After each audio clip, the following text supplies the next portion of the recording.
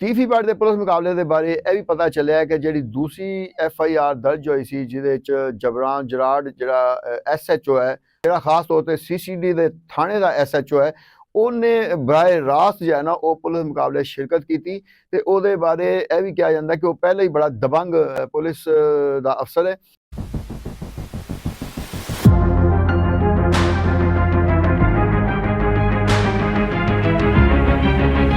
लेकिन इस बारे यह भी कहा जा रहा है कि जी FIR 25/25 है, देखो खास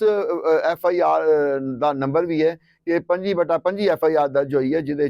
तीफी बट के पुलिस मुकाबले का जिक्र है, लेकिन पूरे FIR तीफी बट का ना शामिल नहीं है कि नामालूम शख्स जो है ना वो हलाक हो गया तो जो बाद चो पता चलाया गया तो यह जो जबरान जराड़ जो SHO है इनू खसूसी तौर पर जो है ना कहा जा रहा है कि इस पुलिस मुकाबले के हवाले नाल ਇਹਦੀ ਤਿਆਰੀ ਕੀਤੀ ਗਈ ਸੀ।